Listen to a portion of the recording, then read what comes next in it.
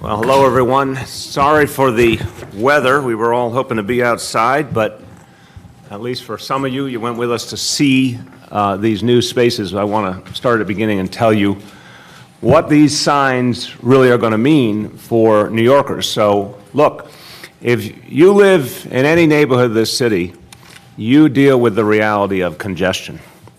I want to make that really clear from the beginning. Some people, I think, harbor the assumption that congestion is just a Midtown Manhattan problem. No, congestion is a New York City problem. Pollution is a New York City problem. These are things that we have to address every day, every way we can. It's about protecting our city and our people in so many different ways. We have to protect our environment and our health. We have to make sure people can get around. We have to make sure that New Yorkers have more options for getting around. Right now, the status quo isn't acceptable.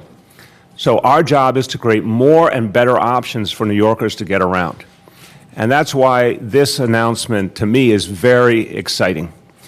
Because for so many New Yorkers, there's tremendous frustration when it comes to owning a car. And I experienced it myself, and I've talked to countless neighbors, but also to people all over the city. When you own a car in the city, you got a whole set of challenges that come with it. Obviously, the cost of insurance, fuel, repairs, but particularly the challenge of parking in New York City. There are just too many cars here. And to make matters worse, we're growing. Population's growing, number of jobs is growing, number of tourists is growing, everything's growing. I'm thrilled we're growing. There's a lot of good things that come with that, but there's also going to be even greater challenges in terms of addressing congestion. So we have to give people new options. We have to give people another way to get around. And if people only sometimes really need a car, let's make it easier for them to get the car only when they need it and not have to pay all those other costs all year long for something they don't need a lot of the time. And certainly to get cars off the streets, out of parking spaces. There's a lot of people who have their car in a parking space all week long and only use it really on the weekend. That's not an optimal situation. So what we want to do is make it easier for people who only need a car a small amount of the time to have a great new option. And this is where this new initiative comes in. I think there's tremendous potential here. And I'll just speak to some of the key points, and Commissioner Trottenberg will go into more of the details, but I'm very excited about this because I think it's going to open up a whole new world of possibilities for 8 million New Yorkers.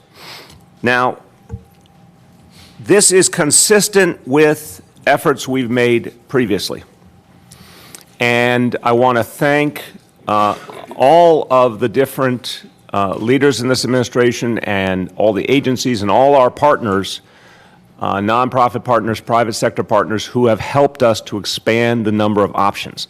Clearly, that has happened with City Bike.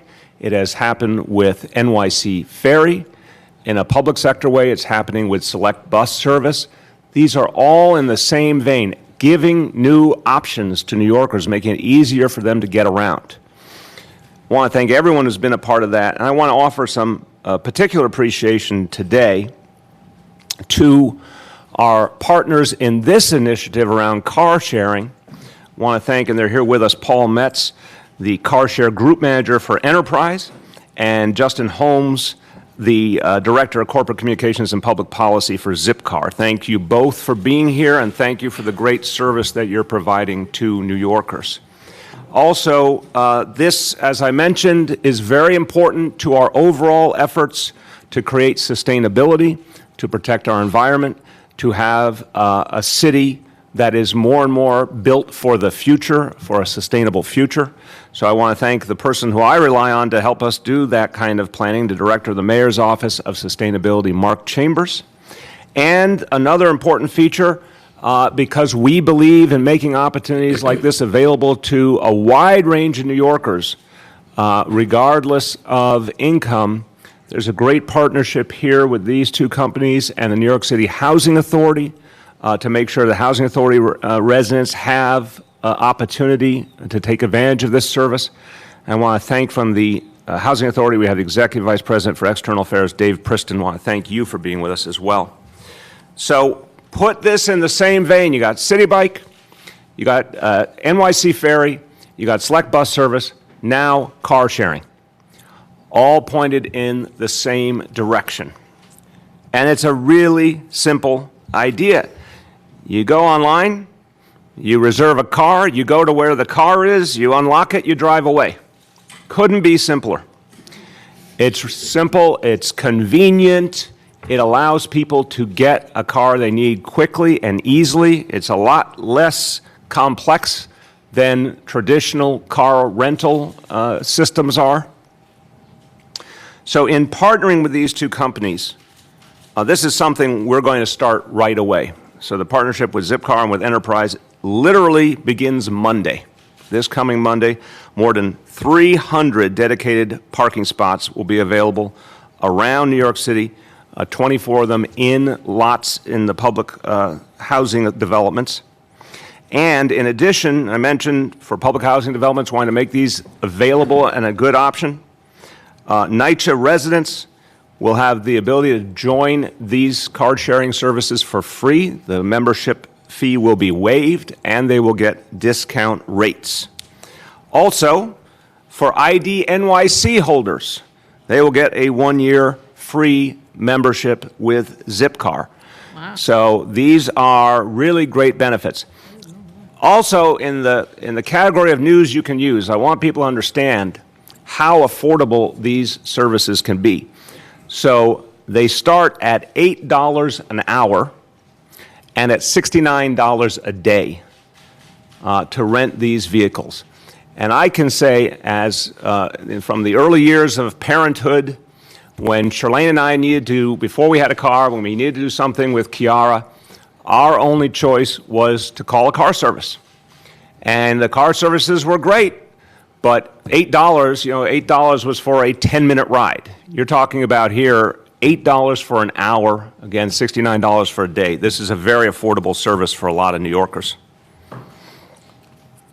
Again, the idea is you wouldn't need a car that you have every day all year round for when you only need to use it a few days, a week, or a few times during the week. It really makes sense. And here's some of the example of what it could mean for the city going forward.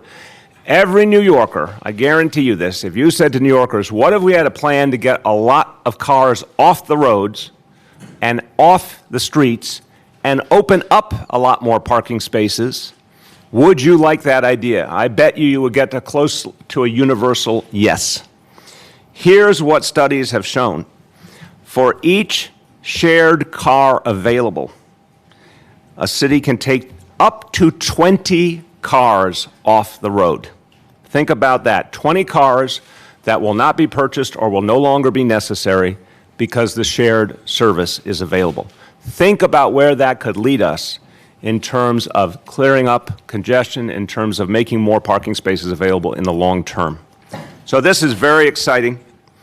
And years from now, if this goes well, I see tens of thousands, hundreds of thousands of New Yorkers using this service and not needing to have a car, and that making this a much better city. Want to say just a few words in Spanish.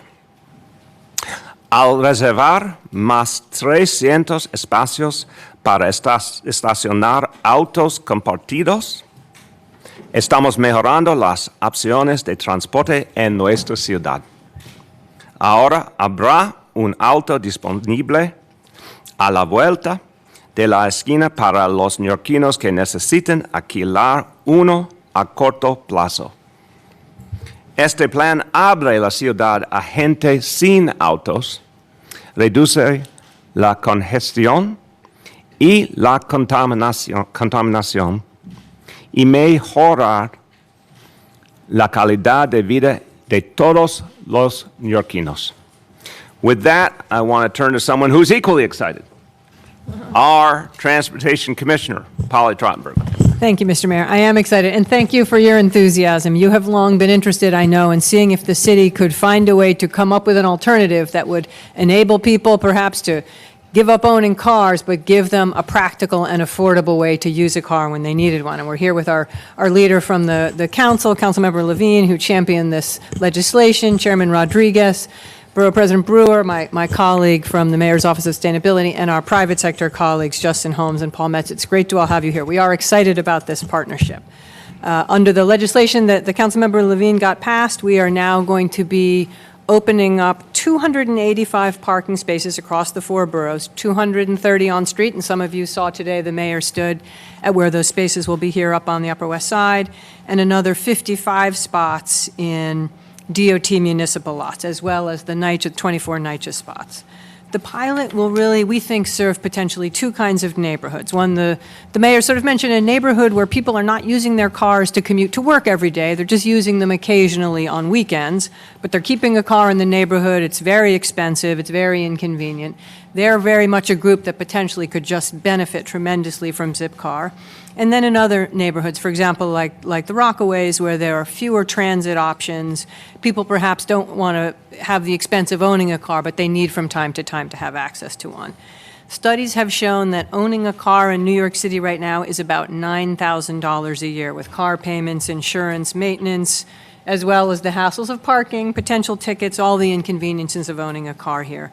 So these car sharing models give people potentially a chance to save dramatic amounts of money. Just to put some math to what the mayor said, the car share prices can range from $8 to $15, $70 to $121 per day. So if you used a car, let's say 4 hours a week, twice a month to run errands or visit family outside the city, you could be spending in the ballpark of about $1,500 a year, as opposed to the $9,000 for owning a car full-time. So that can be a real dramatic savings.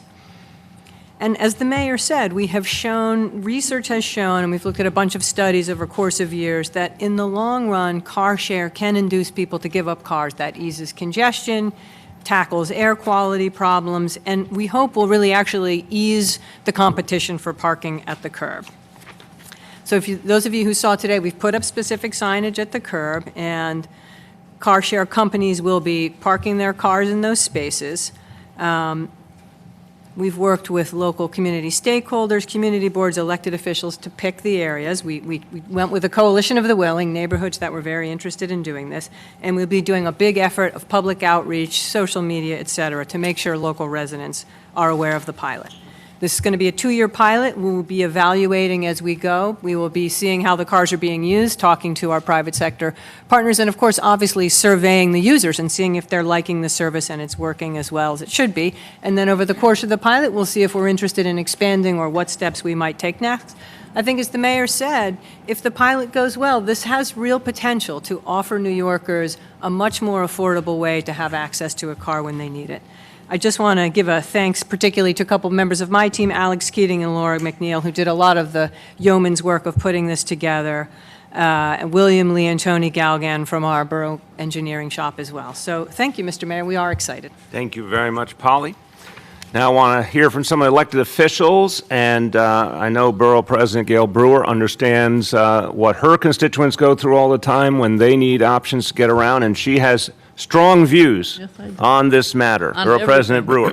Thank you very much, Mr. Mayor and Commissioner. I'm Exhibit 1A because I don't have a car. And the other issue that's interesting, and I have had a national card. I think Enterprise and National work together. I never know who's working together.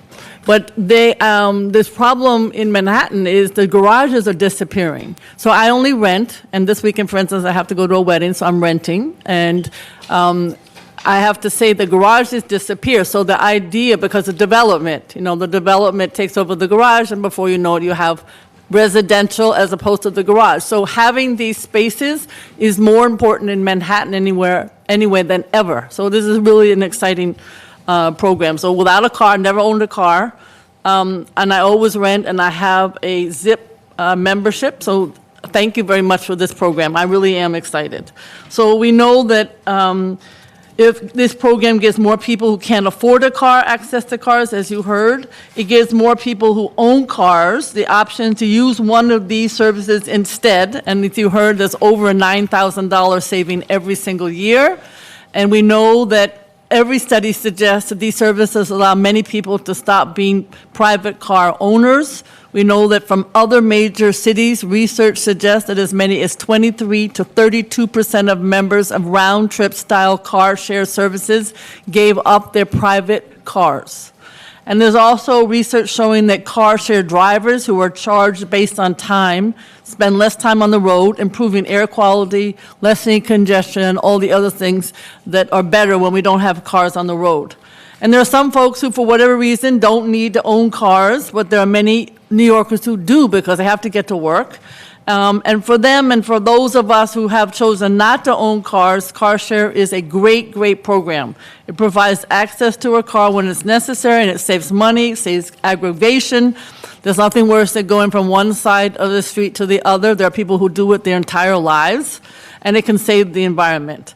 And I want to thank certainly Councilmember Levine, and I want to thank Councilmember Rosie Mendez, former Councilmember Rosie Mendez, because together we passed a bill that talks about having a pilot in the municipal garages. And that also is, you heard from the commissioner and from the mayor, is part of the current pilot program. So I think this is going to be very successful. I think people will give up their car, and for people like me who have a municipal ID, it's even better. Thank you very much. Even better. Thank you, Gail. I want to give some credit where credit is due. This has been a passion for Mark Levine, and he really is the person who put this idea on the map and led the charge in the City Council to get this authorized. I think there's a lot of New Yorkers who will be saying thank you to you today, Mark, for giving them more options and more ways to get around. So the sponsor of the legislation that made all this possible, Councilmember Mark Levine. Well, thank you, Mr. Mayor. It's been great to work with you and your team on this, and of course my colleague, our Transportation Chair, Rodriguez. I've been hearing from young people in my district and beyond for years that if they had three things, they wouldn't want a car. They want mass transit that works, they want city bike in their neighborhood, and they want an easy way to get car share. Now, we're working on the mass transit piece. We have some more work to do on that. We are expanding bike share in this neighborhood now. We're covered in Morningside Heights. The missing piece has been car share. And there are not a lot of garages in this neighborhood. There's very few places you can access this service now, and you do need it to be convenient. And so that has left a large number of people in this neighborhood who only use the car once or twice a week, with the burden of paying for the insurance and the car payments, and most of all, dealing with the hassle of parking. Now they have an alternative, a cheaper alternative, an easier alternative. And for the 80% of families in this community who don't have a car, well, now they have an option when they have to go out of town or transport a sick relative or move cargo. There really is something in there for everybody, including people who, for whatever reason, need to own their own car. Someone who's got to use their car every day, we understand that. There's something in there for them too, because as the mayor and the borough president have mentioned, every single new car share vehicle we introduce is going to take other cars off the road. That's happened in every city where this has been implemented, in Baltimore and San Francisco. That is going to open up parking on the streets for people who still need it. And I have to say, the input I've gotten in the last 24 hours has missed that point often. And people are lamenting the loss of parking. Actually, the opposite of that is true.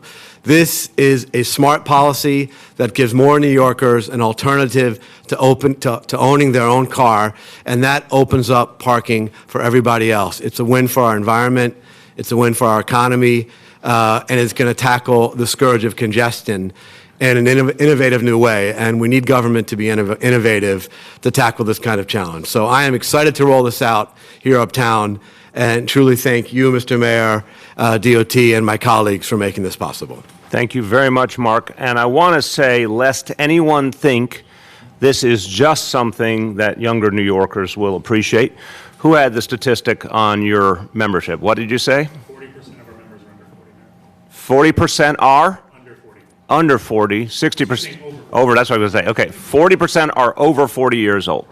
So almost half your membership over 40, split very well among the age groups. So I think there's a particular energy and focus among younger New Yorkers for this, but I think the more people experience it, you're going to see it popular across the whole spectrum. Now I want to turn to someone who we work with all the time on making sure there are more transportation options and has been adamant about increasing choices for New Yorkers in every community. And the legislation we just talked about went through his committee, and that's why it became ultimately law. The chair of the Transportation Committee, Councilmember Adonis Rodriguez. Thank you, Mr. Mayor. And not only I move the legislation, but I'm the co-prime. So this legislation is Mark Levine and I, the one that we move it and we will get it done. One thing that I got to say, I had the experience in my family of my wife once in a while, renting a sharing car. Sometimes you need to walk in Long Island. It doesn't make sense. It not make sense, but with two daughters, as a family, we had to make arrangements, pick up and drop out kids from school. And very often, she's been renting like a sharing car to go in when she needs to work in Long Island. I believe that this is the right direction. I believe that sharing car services is the future of our city. I believe that as we have our big goal with Vision Zero to reduce the number of New Yorkers being killed by car drivers, we should aim, and I proposed that a few years ago, to reduce the numbers of New Yorkers that own cars from 1.4 million New Yorkers who own vehicles today to 1 million by 2030. And the way of how we can reduce it to 1 million is by creating better conditions for sharing car services. But as you being a champion, also working with City Bike, to work with the first one who is stepping and providing good services, also addressing the need to make those services more affordable by bringing others. I believe that an area where we need to work now is also to make the services affordable to the poor New Yorkers. I think that the prices is good for the middle class, but it's not good for the working class. And I think that, yes, we are, and as we address the legislation to identify the area, to incentivize it, now my message is to those who are taking advantage with this, look at the number and come back to us and think on how you can make it affordable to those New Yorkers to live in the South Bronx, who live in Upper Manhattan, because I think that this is an important service, but we need to connect it to those individuals that this administration inherits a city where 44% New Yorkers living on the poverty, reducing the numbers. But still, these services also have to get into those individuals who cannot afford the prices that we have today. Thank you. Y si lo puedo decir en español. Claro que sí. Estoy diciendo que creo que una buena iniciativa del alcalde es una forma de nosotros llevar la ciudad hacia el futuro que se merece. Es un servicio que yo espero que reduzca la cantidad de personas que tienen vehículos, que son 1.400.000, y que lo podamos reducir a 1 millón para el año 2030. Pero para eso tenemos que seguir trabajando para que los precios de este servicio sean asequibles para las personas más pobres de la ciudad de Nueva York. Thank you. Gracias. Okay, let's take questions on this announcement, and then we'll go to other topics. Yes, back there. The zip card discount for NYC residents, is this a first-year discount type of thing, or are you ensuring that people are going to be able to afford this program in the long term? I think right now, and I'll look to our private, I think we're doing it as a one-year offer. I think we'll probably evaluate how it goes and what the uptake is. And it's a not having to pay the membership fee and then a discounted hourly rate as well. So I wanted to ask for you to clarify what are the specific values you're going to be gauging during the pilot to determine whether or not it's a success, and how are you going to ensure that people aren't parking their private vehicles in these spots? Obviously, there's going to be towing and things like that, but we see all around the city where people are not obeying parking rules and they're getting away with it without tickets or anything like that. I'm not, I just want to, before turning to the commissioner, I'm not sure most New Yorkers would say they're disobeying parking rules and getting away with that without a ticket. I think there's a lot of enforcement out there, and there needs to be for people who violate our parking rules. So I just don't want to accept that premise respectfully. Over to you. All right, well, look, the things we'll be looking at to see if the program is successful, obviously, we'll see how many folks sign up. We'll see we'll be working with the companies and getting their data on who's using it. We're going to be doing surveys of the customers to see if they like the service, if they are considering possibly shedding a car or not buying that next car. Obviously, that's the long-term goal with this project. But look, we'll also obviously have to make sure that this works for the companies, that they that they can operate in a way in New York that's profitable and effective. So, and we're going to be doing that evaluation as we go and reporting on what our findings look like. On the question of enforcement, we're going to have the companies themselves will be able to enforce in the way that, for example, film companies do in movie shoots. They'll be able to tow the cars somewhere else in the neighborhood, and you'll get them just as you would in a movie shoot. NYPD will also be able to enforce after a 2-week grace period with a ticket and a tow. Yes. Several questions, just clarification here. So people will be joining the program, they'll be joining Zipcar, is that right? And they'll be joining... Zipcar and Enterprise. There's 2 companies. Yep. And how much is that going to be? One of each there, Zipcar and Enterprise. Yes. Okay, all right. So, and how much will that be? I think the annual fee is, I'm looking at 40 to 70. 70 a month. Oh, seven a month. 7, I'm sorry, 7. We're really screwing this up here. 7 a month. 7 a month. Sorry. Now, if you have an ID NYC, you get the first year, you don't have to pay the membership fee. And that's for both Zipcar and Enterprise No, I think- together? No, they got different. It's 2 separate companies, so I'll, Enterprise is free the first year and $40 each year. Okay, so why don't we say this, that you two will make yourselves available after to the media? I mean, we'll do some, obviously, we'll answer some specifics, but if any members of the media need a lot more detail on company practices, these gentlemen will be available. Go ahead, okay. Sorry, just one Yeah.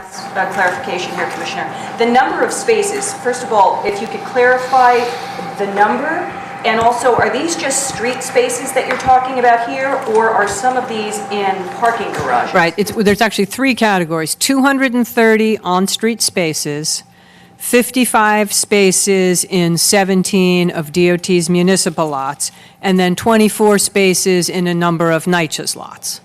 So a mixture of on-street and within city facilities. In 4 boroughs? In 4 boroughs, correct. Go ahead, Marcia. Mayor, Councilmember Rodriguez stated his goal to the number of cars in New York City reduced from 24 million to 1 million by the year 2023.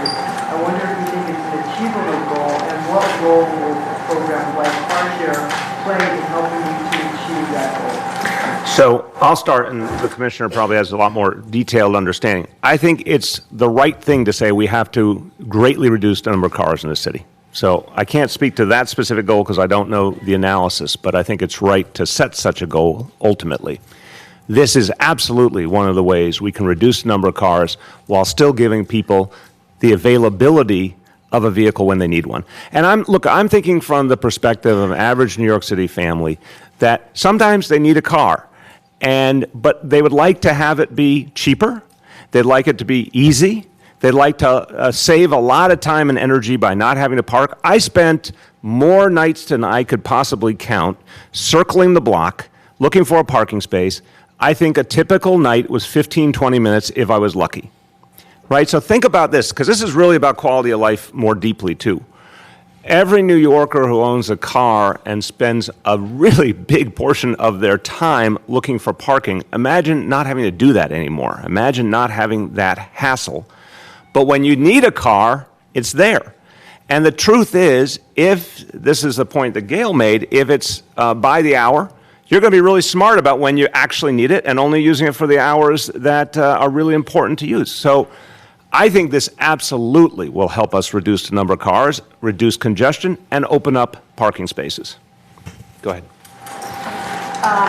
You said the goal is to reduce the number of cars. Is the goal also to reduce the number of for-hire vehicles on the streets as well? Does it include those? Again, I'm going to start, and you jump in with expertise whenever you feel moved. I'm going with my common sense answer. Yes, I think it will also affect the for-hire vehicle situation, because I think for a lot of people, the services provided by Zipcar and Enterprise are still not familiar to them. The more familiar they become and the easier it is to access them, that's a real good alternative to using a for-hire vehicle. But again, it puts a premium on only using it as much as you need. One of the problems we're having increasingly with the for-hire vehicles is they're out there circling around with no one in them. This is different than what we've had with yellow cabs, with taxis, where, you know, a typical New York City taxi, someone gets out and the next person's getting in a lot of the time, like literally. Unfortunately, as we've seen more and more use of the for-hire vehicles, we have a really bad trend of a lot of empty vehicles going all over our streets. We have to address that. But this gives people another affordable option that I think will help to reduce some of that dependency. if you want.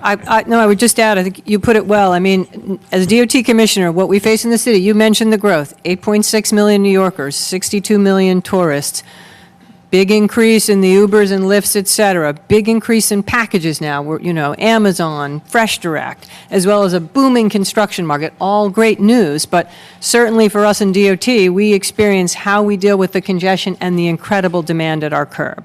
And we view this as something that could be tremendously efficient. I mean, as the mayor points out, one family has one car. In many neighborhoods, if you don't take it to work, it just sits there all week. One of these cars can be used by, in some cases, up to 70 households. That's phenomenal efficiency in terms of the curb. And just the sheer drag in terms of time, congestion, and environmental waste of people driving around trying to find parking, to reduce that could be transformative. Excellent. Yeah, please. Follow up, Commissioner. You mentioned the number of spaces. Does that number of spaces correspond with the number of cars that are coming into this expansion? Because Zip cars and Enterprise, the programs already exist in the city. People are already using them. The expansion today, does that correspond with the number of spaces, the number of cars? Yes, they're going to add cars. I think they may, and I'll look to them, I think they even add a little more than there are spaces. Because, for example, on weekends, there may be a lot of demand, so they may be replenishing those spaces. So maybe you all can, okay. A follow-up. Go ahead, Gloria. I wondered, are Enterprise and Zipcar paying the city at all for the use of these parking spots, or? They're paying a licensing fee. They're not paying us, an hourly rate. They are paying in the municipal lots. They're paying our monthly lot fee. And part of, I think, the process of this pilot is to look at what might be the appropriate financial relationship between the city and car share companies. Because I think as you heard from Chairman Rodriguez and others, the city has its own potential goals we'd like to see in this program. Access for low-income New Yorkers, making sure that cars are accessible for people with disabilities. So I think there'll be a number of things that will go into what is potentially the ultimate relationship between the city and the car But companies. let me speak on behalf of my fellow taxpayers. The city does not have to pay for this, and this is really important. Just like with City Bike, one of the preconditions has been we're not paying for this service. The private sector company has to pay for the costs. This is part of what's important here, too. There is no cost to the taxpayer in making this service available. Hold on one second, Marcia. Go ahead. Costs of the fee that the companies are paying? I think it's $785 is the licensing fee, and then the municipal lots, it varies. Per parking space? Yeah. Per space? No, that's the fee to operate during this pilot, and then they're paying the monthly fee in our municipal lots. Per spot, and how much is it per spot? No, it's for all the spots they're taking for this pilot. Get all the facts after if we want to Yeah. clarify anything. Just go ahead. Who else? Rich. I'm sorry, if I could follow up, if you've talked about the congestion issue and the for-hire vehicle issue.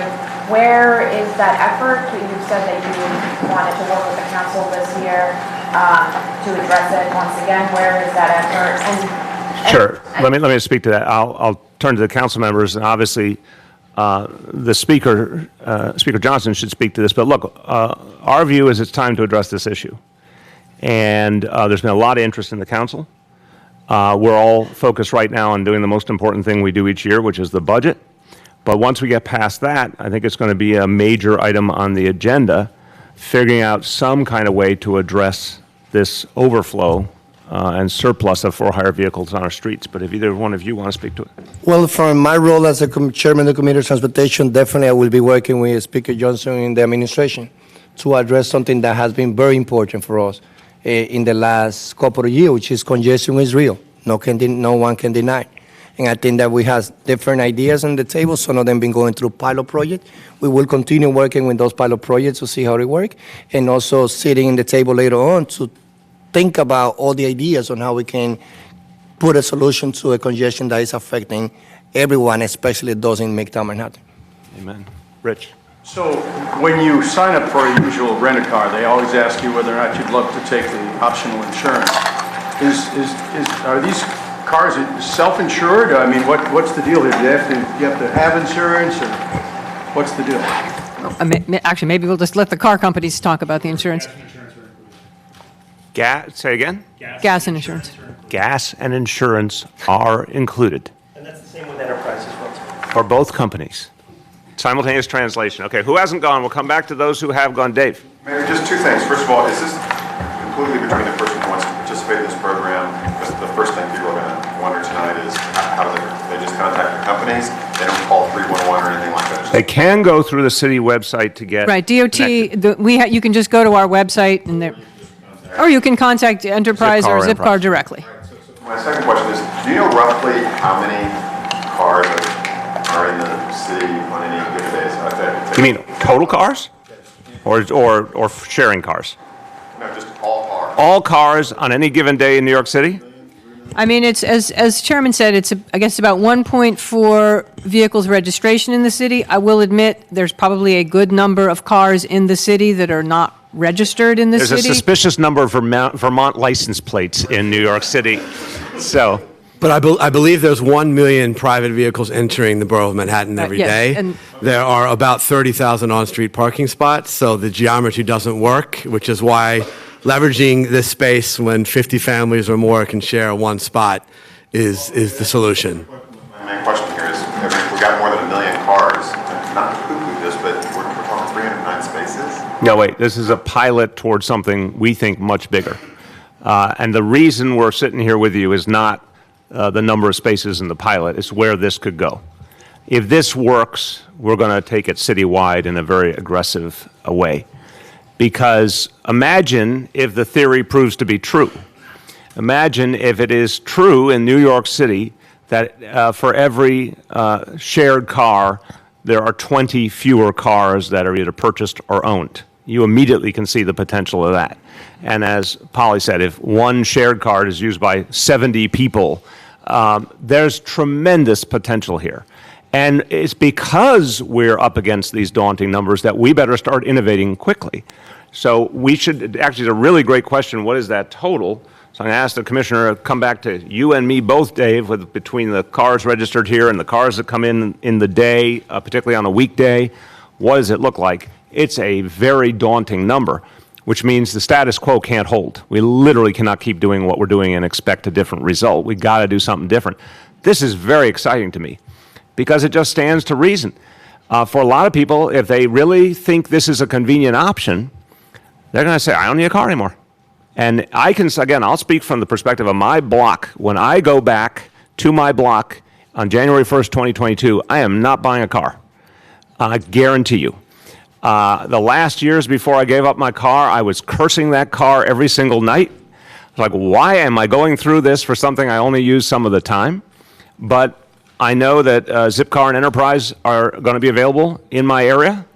Solves a problem for me immediately. I think a lot of people are going to be thinking that way once they realize this is available. We want to make it as simple as, like I said, you go online, you make your reservation, you walk up, you open up the card, there you go. If it's that simple, people will use it. You know, it's if you build it, they will come. But if we don't do something like this, the situation you're referring to becomes less and less acceptable for the city. Way back, way back. A couple things of clarification. One, how long is the pilot period? And then for either of you, what do you do if you discover, as you survey people, that they don't like this system? What do you do then? They're gonna like That's it. easy. They're going to like Right, it. the pilot is a 2-year pilot, and, I mean, look, obviously, if the pilot, if it doesn't work, if people don't like it, if they're not making use of it, if the companies are finding it doesn't seem to have market potential, then I guess we won't go forward. But I think our feeling, as the mayor has said, and we've seen this in other cities, it's proved pretty popular. They're going to like it. The people have spoken, but let me speak to this. I think there's a little mystery around pilots, and I want to demystify. Think of like research and development. Think about, you know, the tech sector. Think about anybody who's trying to create a new product or a new service. You go and you test it out. You test it out with real people. And when you're doing a 2-year pilot, say it's working immediately, you can start to expand it immediately. There's no like stone tablets here that say how long your pilot is. We think 2 years, and we think these locations are going to tell us a lot. But if it's suddenly taken off, we can expand at any point we choose to. Say it's not working, junk it, and go do something else. But we got to try. We already have enough evidence that there's tremendous potential, so we got to see where it can take us. Are we doing this instead of perhaps congestion pricing? There's no instead anymore. As we move forward as a city, and again, I'll speak and welcome anyone else to offer their views, we're going to have to look at every conceivable option to reduce congestion and address our mass transit needs, which is why we did NYC Ferry, which didn't exist before, which is why we're going to do BQX, which didn't exist before. City Bike, until a few years ago, predates us, but it didn't exist. Now everyone thinks it's part of the landscape. It was a totally new, different, unheard of idea when it started here. We're going to do car sharing. We're going to do everything we can get our hands on. Albany has some important decisions to make, but everything should be on the table as we try and address this issue. Go ahead, Aaron. A couple of things. So these are round trip spots, meaning you have to take it out and bring it back to the same spot. Is that right? And if so, is there a reason for that? Is there a reason you can't take it in one neighborhood and leave it in one of the spots in the other neighborhood? Again, I'm going to caution just to everyone, where you feel you have a full answer, great, and where you don't, you can always say, see the two companies afterwards. These are round trips. We actually, for the pilot, we invited both types of companies to participate, but I guess the market is sort of moving more to the round trip model where there are guaranteed parking spaces. So that's what we're doing here. But look, if later on entrants want to come in and try and do more of the one-way, we're open to that. And Okay, follow up on the enforcement question, is there any kind of, is this forbidden to anyone to park there? Like, for instance, police vehicles, people with placards? There've been a lot of complaints about, those types of cars parking illegally. Are the companies going to be able to? Yeah, it doesn't, you can't have this work if other people are parking in the spaces. So we're going to have a lot more to say on placards soon, updating the people of this city on all the efforts being made to address placard abuse. But no, it doesn't make sense for any other kind of vehicle to be in this. It's just as simple as that. It's authorized for these vehicles and these vehicles only. In the middle of an emergency, of course, a police vehicle can park anywhere they need, but in a non-emergency situation, only authorized for this particular use. Finally, your comment that you definitely will not have a car, I think, is new to us. Can you just talk a little more about your thoughts? Breaking news. Give one up. There's a lot of commentary on your use of the car now. Is that kind Breaking news. No, it's just, look, again, I don't want to insult your intelligence. Whether I like it or not, I am a prominent person, and there are security realities that go about being this person and holding this role, and the NYPD can speak to that. But on January 1st at 12:01 a.m. on 2022, I get to do my own thing. And I'm going back to my house on 11th Street, and I am not owning a car. Guarantee. Like Charlene and I have discussed it, it's not even close. It doesn't cost out anymore. It doesn't make sense. Unless you need your car every single day, it makes no sense to own a car in New York City. Now we have options that didn't used to exist. So I'm going to use mass transit, and I'm going to use these services. And I think life's going to be a lot mellower. David. For point of clarity, each of the companies paid $780 for the year? Yes. For every spot. So they get 200 spot, or 150, I guess, each, for the cost of what some people pay for one spot in the garage? Yes. Just during the pilot period.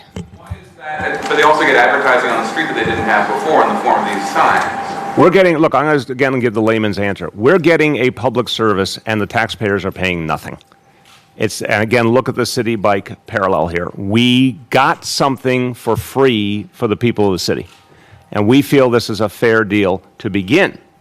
Now, Polly also indicated we are very interested, if it continues going forward, to evaluate and decide what we think makes sense for a longer-term deal. But on a pilot basis, we're comfortable with this because we get a free service for the people. How many companies bid for this contract? 2. So it wasn't a very huge deal. It's a new thing. I mean, look, I think, again, part of why this is a pilot, there are challenges to operating a service like this in New York City. And, again, we're looking forward to working through how that's going to work here. In a lot of other cities, the competition at the curb is less fierce. Can I also just say, Dave, that we're currently giving away this precious public real estate for free. It's being used by one family with one car, and now we can have 50 or 70 families using it, and that serves a higher purpose. And it really wasn't about the revenue. It was about more people being served by this precious space on our streets. Well, and can I just add, I mean, the car companies are also providing discounts for NYCHA residents, for NYC users. They've gone to some lower income neighborhoods. They're going to be able to provide on-demand cars that are accessible with people for disabilities. So, the city gave them a number of requirements that we wanted them to meet. So there are some things of real value we're getting during this pilot. Yoav. Just two questions. One is, I'm wondering if you can specify what the discount is for NYCHA residents. And also, not to belabor the point, but on David's question, this is a huge boon for these companies in terms of, the free advertising alone at 309 spots. I'm still not clear why the city wouldn't have sought some kind of other kind of payments or benefits from these companies. I just disagree. As simple as that. I think the bottom line here is we're getting a public service. We're getting a lot of considerations that we care about, like having a free membership with an ID NYC, like having free membership for NYCHA residents and reduced rates for NYCHA residents, like having them in communities which wouldn't necessarily be immediately the most profitable choices to be in, but where a lot of New Yorkers want a service. We think this is a smart way to get a service to people. Now, Yoav, if the public sector provided this kind of service, this would be a different discussion. Or if nonprofit entities provided this service, they don't. The only way you can get this is through a private company. So we want to encourage the broadest use of this. This is a smart move for the short term, for a 2-year pilot. If it becomes a long-term deal, then we're going to evaluate the larger interests here and make sure we feel that there's fair compensation all around. But this is about trying to change a paradigm. This is about trying to give people a whole new way to get around on a broad scale. That's a good deal for New Yorkers. By the NYCHA discount, please. NYCHA discount? Is it both companies? Right. Or Dave, you want to tell us? Yeah, maybe. He's throwing us something. Oh, wait. He's our lifeline.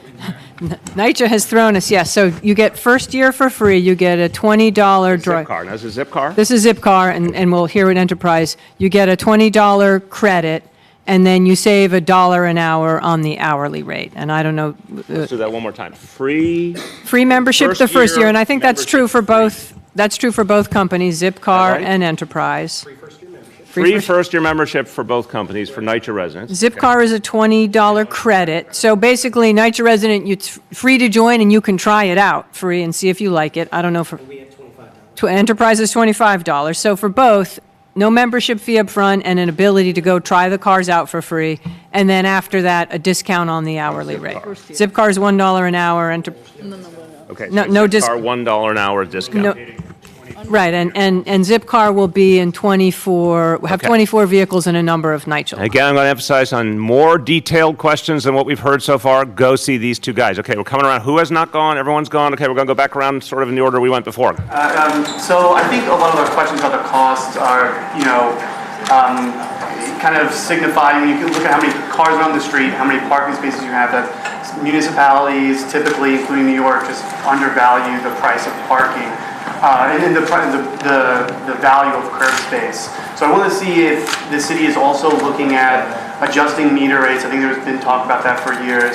But then also, I think legislation from Ydanis Rodriguez to propose a residential parking program. I think a lot of the details are going to be left up to the city.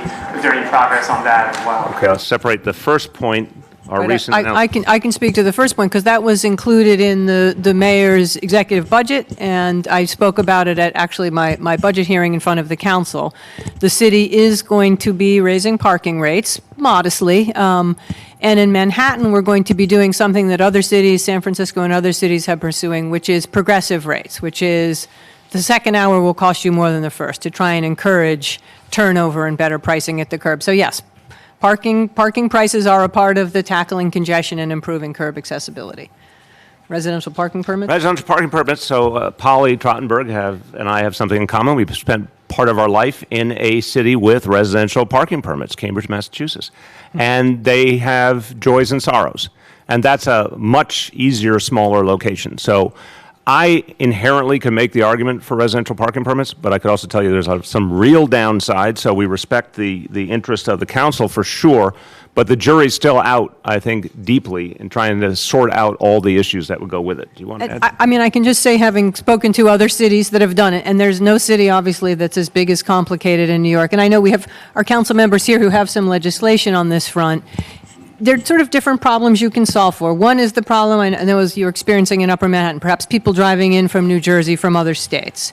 The challenges of setting up different zones, of deciding where the borders are, of deciding how many spaces are allocated, the administration of that, it's complicated. And for example, in Boston right now, we heard that for every given parking space in some of their very desirable neighborhoods like Back Bay, they've issued 20 permits.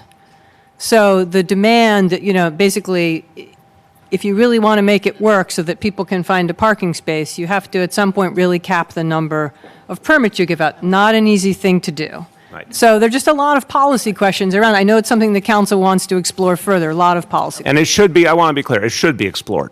It should be explored. But that fairness point is a really daunting one. If you gave out a permit for everyone who has a right to it, you have a huge number more permits than there are spaces available. What do you do then? It's a tough one, but it should be studied. Marcia. Oh, wait, I'm sorry. Do you want to speak to that? Yeah, I just want to say that the fact that we are open to explore is important for us. Yeah. Because what we are saying, and we're in the States, are very challenging. Different from Boston, San Francisco, who were started in 1971. We know that the city is a whole big, largest municipality. So, and we will have a hearing on the 12th about parking. So, by the fact that you open, it doesn't mean that you support it, but you're saying here we can explore. Oh, it's worth exploring for sure. Thank you for that. But I would also note the root cause. The whole underlying discussion here today is the root cause. If we don't reduce the number of cars, we're all screwed. And let's be clear about it. We've got to find a way to address this reality. So the challenge also with a parking permit model is some people may think, great, it's even more reason to have my own car because I get a permit now. The last thing we want is to incentivize more cars in a city that already has too many, and that's part of what we have to weigh here as well. Marcia? I know you said that they're paying a licensing fee, which is about $780, but $2.50 a year for an actual parking spot, which seems to depend as changing the paradigm here. I wonder if there's been studies in other cities that have done this to show how much they charge initially and how much they could charge for valuable on-street parking, which could, turn into something where the city could raise some money and at the same time change people's behavior. I appreciate the question. So I want to emphasize that, one, this is not the permanent model. This is just the initial test with a small number of spaces. And two, when we charge, we have to factor in the other things we're asking for. So obviously, companies would not normally say, if you have ID NYC, you get a free membership, or if you're a NYCHA resident, you get a free membership. We want things back in the equation. Now, if we had said we just want straight up cash, we could have charged very differently for the permits. So I just want to ask everyone to recognize this is a pure trade-off of deciding what we valued and making sure we got back the things we needed. That is a very different discussion than the long term. But it's a great question. Have we looked at in other cities what kind of pricing model they applied to the companies? And I do just want to emphasize, because when the council, when we had hearings and we discussed this, we heard loud and clear from the council some of their important policy goals, as the mayor mentioned. Accessibility of these vehicles for low-income New Yorkers, accessibility in low-income neighborhoods, vehicles that would be available for people with disabilities, that we would also have vehicles, new models that were very environmentally friendly. So I think from the council's point of view, there were a number of potential social and environmental goals we want to basically experiment with in this program. I'll turn to these two because they are operating in other cities. Maybe you can talk a bit about what other cities are charging you, if you feel comfortable with that. Many cities, when they launch programs like this, do so in a pilot, very similar to New York City. And in many other cities, we pay exactly the same pricing that we're paying here in New York. A minimal fee with zero cost for the individual parking spaces for a defined pilot period. And I'm happy to get into specifics. Okay, let's let them do that with you guys afterwards. Way back. Just another clarification here. I did a preview piece on this a couple of months ago, and it was 14 communities in 4 boroughs. Is it still 14 communities? And which borough is not participating? Staten Island is not participating at the moment. Yeah, if you look at the press release, it lays out the 14 neighborhoods for our piece of it, and then NYCHA has some additional neighborhoods. So I can read them, or if everyone's... All right. Okay, we'll get that around to you. Everyone, the release lists all the communities. We will get that to you, yes. Commissioner, the parking spaces that now become car share parking only, are any of them formerly metered spots? Were they alternate side? And if so, will they still be cleaned? Right, there were only a few, we did find a few spots where meters were very underutilized, but they're mostly alternate side. And the companies, just as we do with bike share, the companies are now responsible for hand cleaning the spots. So they don't have to move them during alternate side, but they have to meet sanitation standards of cleanliness. They have to maintain that part. Correct, and that's how City Bike works. Rich? Will the street spots actually be dedicated to specific cars? In other words, if you're taking a car out of a street spot and then you come back, will there be a spot right in that particular zone? And could you walk me through, I'm uninitiated when it comes to car sharing. Okay, let's How does that happen? Mark, do you want to do the walkthrough? I think you have a really good take on how people live with car sharing. Well, we're going to have to take you for a ride, Rich, anytime. It is incredibly simple. It's technological. You don't need to fumble with keys. You have an account. It's totally seamless. It's generally charged to a credit card. You don't have to worry about gas or insurance, as was mentioned. Walk up to the car and just... Yes. What happens? You have a code. You have an app on your phone, basically, and the doors unlock, and it knows who you are, and your account's activated. It knows who you are, Rich. The cars are taking over. So, but on the question, you got to go back to a spot that company is designated for, and you see on the signs it says. But it's not my impression you go back to the exact same spot. No, I want to clarify. Same exact spot. Well, there'll be two choices right there at each location. Okay, same with you? Two choices? Same exact area, two choices. So yes, and I'm going to ask Rich's next question. What if those places are taken up? What if those spots are taken up by other cars from your service? Is that possible or not? Mark it at the nearest safe location and call us, and we'll work out a plan. You mean just like on a regular street parking? Correct. Rich, if those spots are taken, you call them and they'll come deal with it. Gloria? I was wondering if we could go, I have two questions. Coming around, don't worry. Two questions. One about, if this is a pilot, and you talked about how you hope that this will bring the number of cars. Yes. How are you going to track that to see if, in fact, now that this pilot is available, I decide to get rid of my car? And then my other question is about cost. I understand you have these discounts in there, but once that is up, how affordable is this for a NYCHA resident or someone who does not have a lot of income coming in and has decided to get rid of their car because they have this discount option, now the prices go up? So I will just start with some common sense answers and then let other folks weigh in. In terms of the evidence from other places, which Mark and Gail have looked at, I assume Adonis has as well, let them speak a little bit about that too. So again, I want to demystify pilots. Pilots are, you take an idea that has already some merit, some proof, and you try to build upon it and test it in real life conditions. We're not the first place to do this. So we're already aware of the positive experiences elsewhere and the evidence and the studies that have shown a reduction in car ownership and car purchasing that comes with it. So that's an important starting point. We're starting with a positive. Then, I think your point is very fair. How are we going to know the exact impact in the places we do it? Of course, we're going to survey people who use it and find out, and the companies will know who those users are, and hopefully a lot of those people want to participate in the survey and find out what it meant for them and what it did in terms of changing their behavior. And we'll look at, what happens in the neighborhood as a result and one thing or another. So that is pretty straightforward to see if we see progress that encourages us to keep going. We do know for a fact a lot of people want this service, and that's already been established.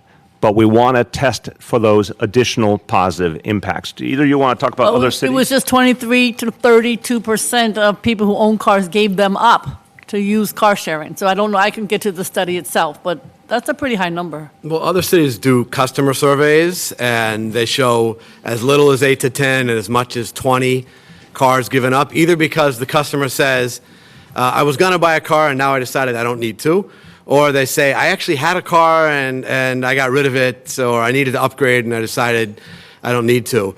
And I believe there's going to be customer surveys in Yes, New York as well. extensive surveys. But just on your point on affordability, to own a car in New York City, the gas, the insurance, the repairs, the tolls, all that, it's thousands of dollars a year. I think the commissioner said $9,000 on average. And these services are $8 an hour.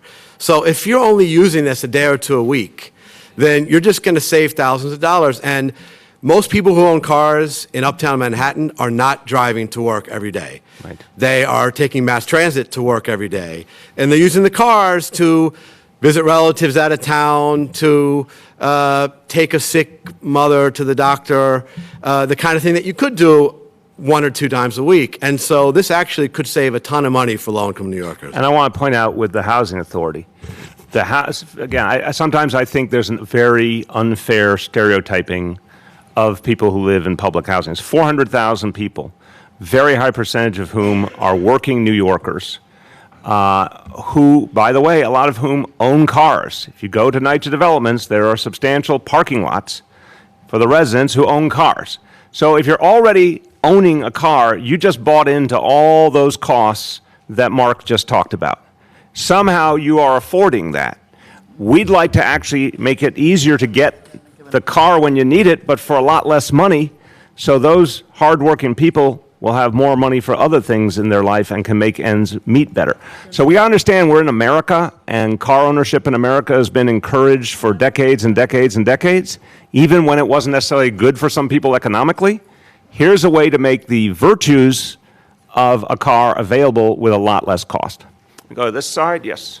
For the NYCHA spots, do you have to be a NYCHA resident to take one of those cars? Are they available to everyone? And also, tolls were mentioned. Do you pay your own tolls, or are they included, or how does that work? You don't have to be a NYCHA resident to use the NYCHA spots. I believe you do have to pay your tolls, correct? So Enterprise and Zipcar? gas is included, and what was the other thing? Insurance is and included. insurance. Gas and insurance are included, but you pay your own tolls. Go. Full disclosure, I'm a Zipcar member. Oh my God! Thank you. You just poisoned the whole situation. For at least 4 years. Okay. Where are we getting this $8 an hour figure? I have never gotten a car in this city for under $12. Where are we getting that figure? Our rates in New York start as low as $8.50. In Manhattan? Perhaps not in Manhattan, or Right. pricing. So I'm sorry. Hold on. I want to take issue. There's these other parts of New York City that aren't Manhattan. Maybe you've heard of them. I never heard of them. So yeah. So the whole point, because this is important, the whole idea here is we are bringing these services to the outer boroughs, to a lot of communities that haven't had them previously but could benefit. So yes, they start as low as $8 or $8.50 an hour, and as low as $69 a day, depending on where, depending on the day, this kind of thing. What do they go up to, just so we... Say again? How high do they go up? Someone said it before. What's the range? I mean, I think the highest is, I'll look at these, 18, I think, is the highest for peak in peak places, but I could have that wrong. These guys, I think, can give It's everybody. all online too, but they will go over the whole range with you. And to be fair, maybe they're going to be experimenting a bit with what makes sense here in terms of demand, et cetera, in different parts of New York City. Supply and demand. Clarification here, what James was just saying, because I'm also a member of Zipcar. No. Never gotten a car, ever in this city for less than $15 an hour. Ever. You'll have it out with them. Okay, so what I'm saying to you is because when you guys were talking about the program initially, you made it sound as though it's $8 a day in all of the 4 boroughs. But No. Wait. An hour. I mean, We said, again, we can't go into too much back and forth on this. It's really factual. Just they'll go through all the details with you afterwards. We said what the lowest prices available are in the 5 boroughs. They go up in some places, that's clear. But still, when you compare it to car ownership, or I used my own personal example, if you don't own a car and you had to get somewhere, you might call a car service. On an hourly basis, you're still way ahead of the game. And we believe a lot of people will see that basic math and go with it. But they will answer. They're going to have their own separate press conference with you guys to answer. You can have the podium after we're finished and take up. Okay, we're going to turn over to other topics unless there's something burning and not too specific on this one. You have a burning non-specific? Yes. Or, I guess it's technically off topic, but the governor was quoted today saying that to pay for Byford's transportation plan that real congestion pricing will have to happen. He doesn't think the millionaire's tax is feasible. He doesn't think either house supports it. So, I mean, you said that all options had to be on the table. Would you consider congestion pricing for looking at the Byford plan? And have you given the Byford plan a full review yet? No, I've not given it a full review. I like the basic tenets of it, but I've not given it a full review. And I look forward to sitting down with Mr. Byford and going through with it in detail with him as soon as we finish the budget. Look, I believe in the millionaire's tax. I'm going to say it again. And I think it's absolutely wrong to suggest that it is not politically viable in what I think will be the new world of Albany. And I don't really know many people, Democrat or Republican, who expect there not to be a Democratic Senate in Albany on January 1st. I believe that Democratic Senate will look at our proposal, which has, as you know, Senator Gianaris, who's a very significant figure in the Democratic conference, is the sponsor of the millionaire's tax legislation, and Assemblymember O'Donnell in the Assembly, who I think represents this very community. This is a tax on millionaires and billionaires who live in New York City to pay for mass transit in New York City. That's one option the legislature will consider, including suburban and upstate legislators who can vote for it as a matter of fairness, but honestly not have to ask anything of their constituents in the dynamic. Versus congestion pricing, which must be discussed by definition, but has natural opposition in both the suburbs and the city. I don't think it's such a layup. I respectfully disagree with the governor. I think the millionaire's tax is actually going to be more politically viable than congestion pricing, and the survey data we saw in April from Quinnipiac put it at over 70% approval. That's going to mean something to legislators. In terms of the actions that have been taken so far, I think the surcharge on the for-hire vehicles was a very good idea and a very good step. And I also think that the Governor's Commission contributed something positive to discussion by providing a vision of congestion pricing that was different than the one in the past that included the bridges, and I applauded them for that. So I'm certainly willing to keep talking about it. I have the same fairness critiques and concerns on behalf of the outer boroughs I've always had about congestion pricing, but I'm willing to talk about it. But I disagree that the millionaire's tax is less viable. I think it's more viable starting January 1st. Yes? Off topic. Yep. Okay. Last week, the City Health Department started a program to warn bars and nightclubs on the Lower East Side about cocaine laced with fentanyl and how deadly it is. They're giving out posters to bars with safety tips for cocaine use, including use with others in case you overdose, and bring Narcan in case you overdose. I'm just wondering the city's thought behind the messaging, and are you concerned it might actually encourage more cocaine use? The last thing we want to do is to encourage more cocaine use. So when the health department tries to figure out a public health campaign, they are very mindful of not wanting to have unintended consequences. And we'll always watch for any unintended consequences. But let's be blunt. Tragically, there's a lot of people using cocaine and thinking it's safe. I don't know why anyone would think that, honestly, but a whole lot of people in this city, particularly younger people, do think that. Any way to tell people it's not safe anymore and could be laced with an extraordinarily lethal drug, that's our obligation to get that information out. So that's what's motivating the health department. Can I say a word as Please? health chair, Mr. Yes, Mayor? I think you should. We are losing 3 people a day in New York City. 3 people are dying a day from overdose. That's more than homicides, suicides, and car crashes combined. And they're largely dying because there's fentanyl in the drugs they're consuming. If you look at the history of when we had a spike in fatalities, it's as fentanyl started to be introduced into heroin and cocaine and other drugs. So our first duty is to protect people and to save lives. And so I fully support the health department doing everything in its power to educate people, to prevent overdose fatalities. And that means a very frank, upfront conversation on fentanyl. And it means going to where people are. And that does include bars. And the 3, it's generic drug or cocaine overdoses, and you say 3 overdoses a day. Well, that counts opioids as well. And that is the majority of overdose deaths. But when people die from cocaine use, it's usually because there's fentanyl in the cocaine. Okay. Yes. On NYCHA, the deadline, I believe, is this Saturday to pick an emergency manager to oversee NYCHA repairs. Do you have any candidates for that? Is there any progress on selecting that person? Where does that stand? As I've said before, we are in very intensive discussions with the Southern District of New York and very productive discussions to settle what has been a 2-year ongoing effort by the Southern District related to the Housing Authority. Those conversations are happening every single day.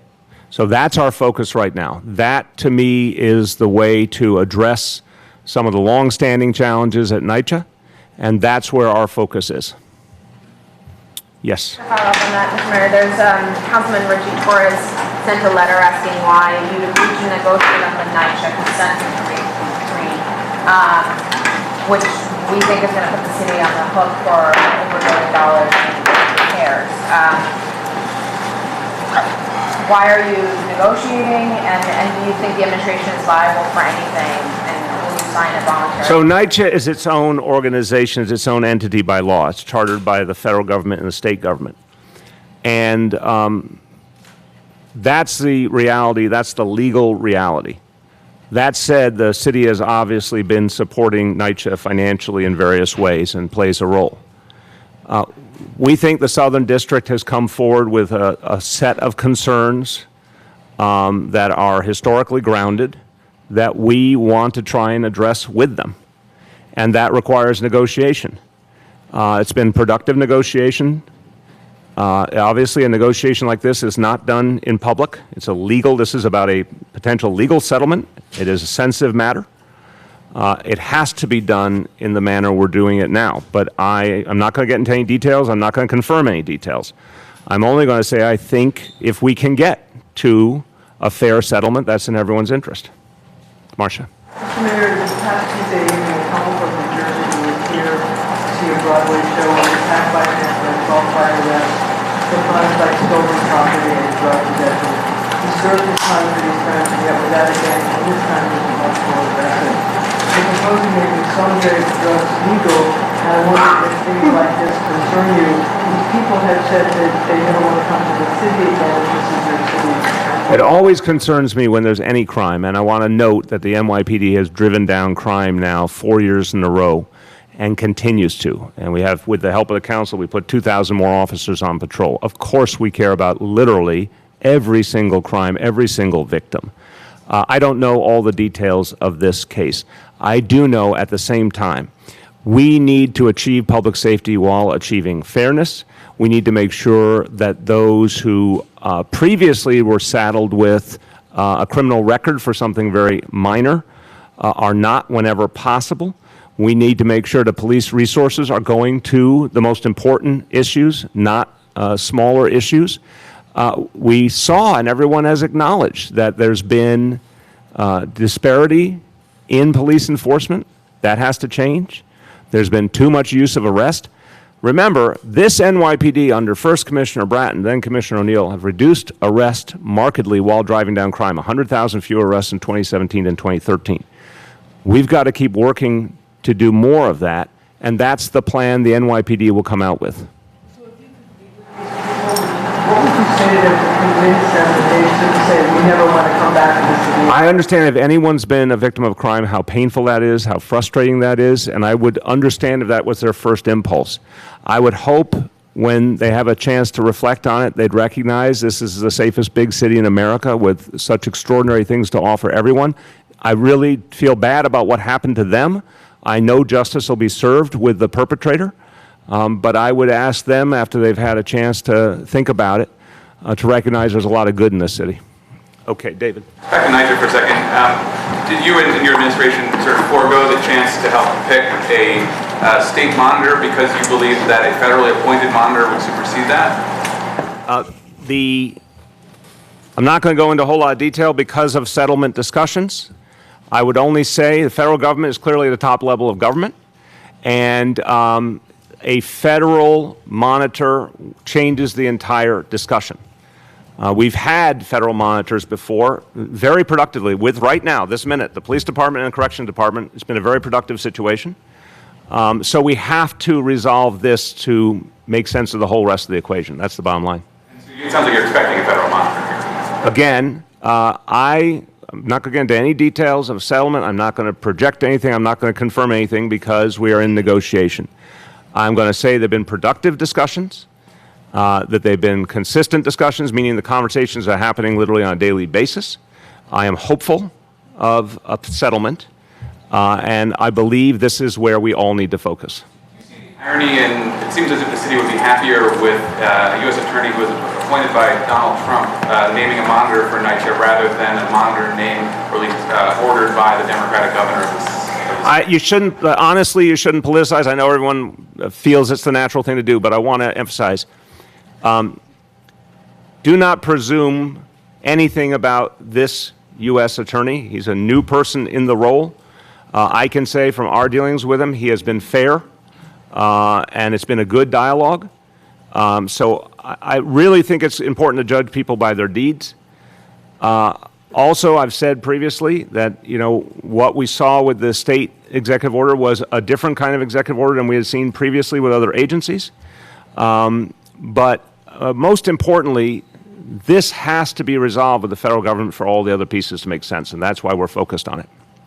See if there's anything else way back. Mr. Mayor, just wondering if you can say anything about the delays in city agencies paying out some of these contractors. I know one of the agencies said it had to do with fire backlog, maybe predating administration. Can you explain that?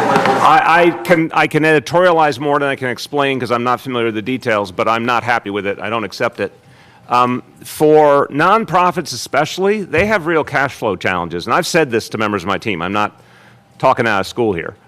A lot of nonprofits that do such crucial work in this city, they're hand to mouth in terms of their budgets.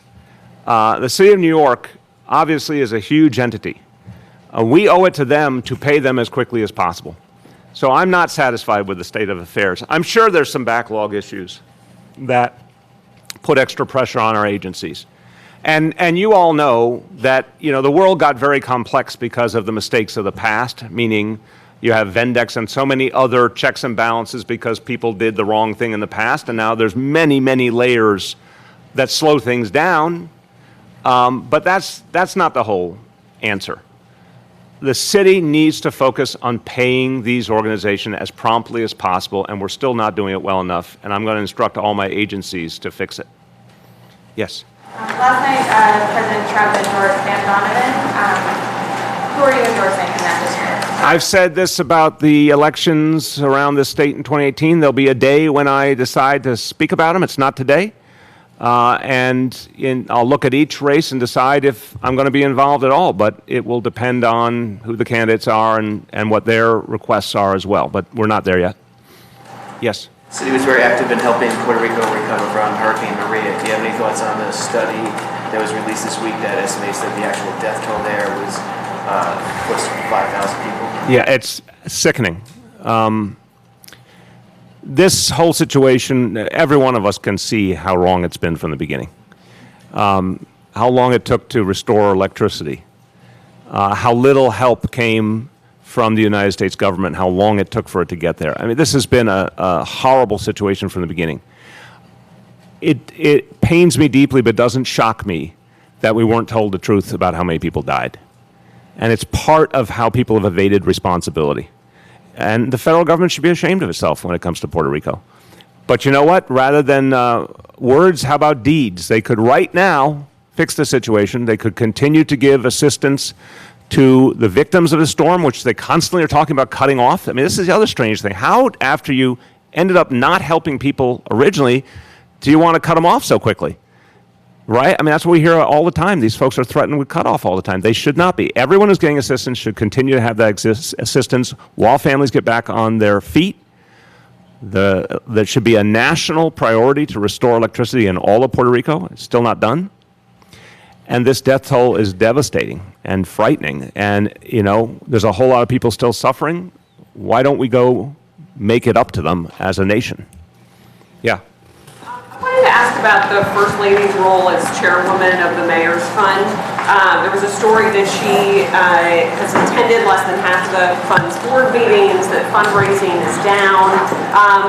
What's your assessment of how she's done in that position, and should she be doing more to raise money for these public programs? I think she has done an extraordinary job, and I think there's an absolute misunderstanding here of the fullness of her work. I mean, I know she described it yesterday, but I'll restate it. She originated and now manages the Thrive Initiative, which is over $800 million initiative, which took years to construct, is being built out all over the city, has become a national model, is now being emulated in 50 states, literally. That took an immense amount of work. I remember in the beginning where she went to community after community. She held town hall meetings. She talked to providers. She talked to patients. I mean, it was just an extraordinary research effort to prepare the groundwork for Thrive, and now it's something that she works on essentially every single day. She's worked on domestic violence issues. She's worked on the needs of LGBT youth. There's a whole host of initiatives that she is spearheading. The Mayor's Fund is one piece of her work. Now, as she said yesterday, they often intersect because, for example, Thrive has elements that are funded by the Mayor's Fund, but it's a small part of their funding compared to the public funding. So in terms of where her time and energy goes, it goes into a host of initiatives that are having a really big impact. The fundraising for the Mayor's Fund is one of many, many things on her plate, and there's other people on her team who do some of that, which is normal with any team. I think she's got her priorities right, and I agree with her statement. If you think how many dollars they raise is the way to measure work, you're missing what her work is about. When you look at the Mayor's Fund and you take out the extraordinary circumstances of the previous administration, like 9/11, which obviously elicited a tremendous amount of donation, or Sandy, those were two crisis moments where rightfully people came forward with a huge amount of resources, let alone that the previous mayor had a whole different set of relationships than I have or Charlene has. If you factor in that, the fundraising has been consistent. But the fundraising is really not the measure. The measure is how much is she changing the lives of everyday New Yorkers? And if you take the Thrive Initiative, the domestic violence initiatives, the efforts on behalf of LGBT youth, the efforts on behalf of incarcerated women, and there are more behind that, she's having a profound impact. Somebody who's the chair of a nonprofit group, shouldn't they go to at least a majority of board meetings? I mean, from a leadership standpoint, to be kind of in control or knowing what's happening. She knows exactly what's happening. The Mayor's Fund is functioning well. She has a professional staff, including an executive director that she depends on for a lot of the day-to-day. She goes to any meeting that she's needed at, and she has a lot of other responsibilities. And I didn't even mention that I rely on her to sit in on a number of decision-making meetings and on a lot of the interviews to choose senior personnel of the administration. And as I have noted previously, she does all that for $0 a year. So I think she's got her priorities right. I think she has a professional staff to help cover some of the other things. And I think she's getting results. Yes. Following up on that, she has said that she doesn't think she should get paid. Do you still think she should get paid? The law is clear. I'm speaking as a husband, and I'm speaking from what I think is fair. I think we're in a whole new era where, guess what? There are spouses, and in this case it's a female spouse. More and more you're going to see it's a male spouse who are also professionals who give their time and energy and get a lot of results. I think it would be nice if they're compensated. I understand the law doesn't allow it, and it's probably not going to allow it anytime soon. So she's being her typical realistic self. It's not going to change. But do I think she's worth being compensated for what she's achieving for the people of the city? Of course. Go ahead, these two. First you and then Rich. Just one quick question here, and it's for Zipcar, but I'm asking it so that all of my colleagues here can hear the answer.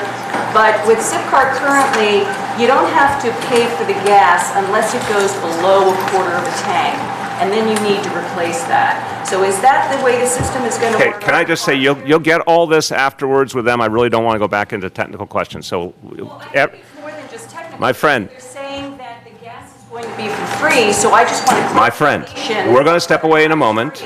They're going to come up here and answer any questions you all have. Let's go to a final question.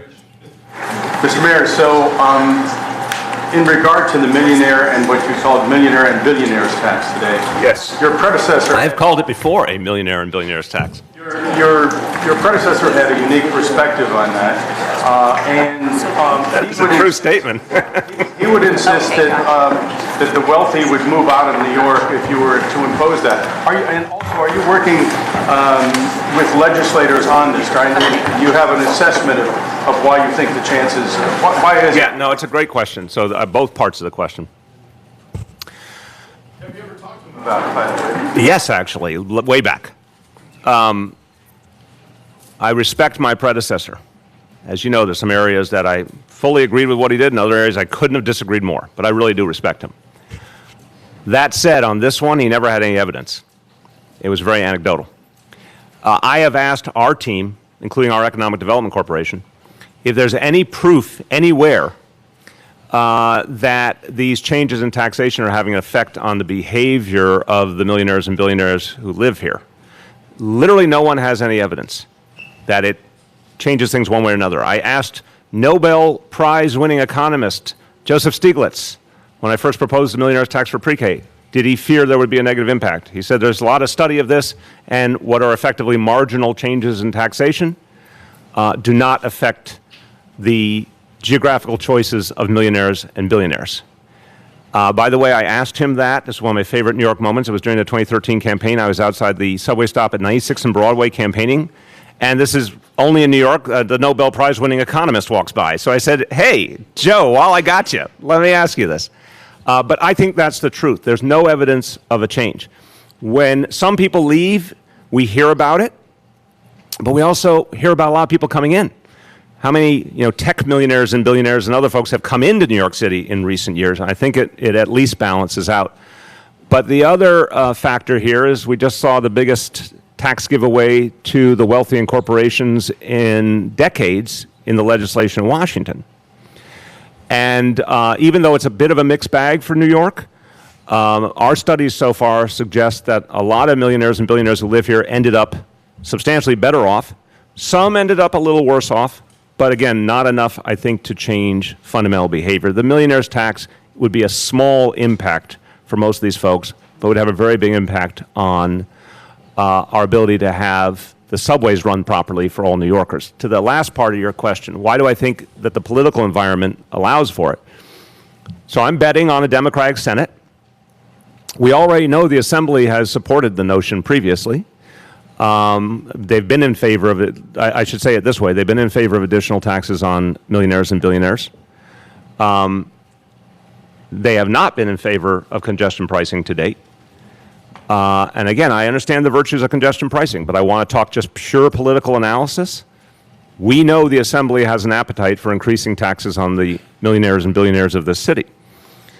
The Senate, the guy authoring the bill, is one of the most influential members of the Democratic Senate Conference who attests to the fact that there's a lot of support for it. And again, what I said before, I think we need to have a fuller discussion of congestion pricing. But if you're asking about political popularity, show me a poll that shows congestion pricing is more popular than a millionaire's tax. I have a poll that shows how popular a millionaire's tax is. I have no such poll for congestion pricing. So I just want a level playing field. We have to talk about all the options.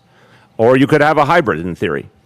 But right now, humor me, there will be a Democratic Senate, and then Senator Gianaris will lead the way, and a lot of us will be joining in on a millionaire's tax. I think it has at least as good a chance, if not a better chance, of being the way we come up with a long-term funding plan for the MTA.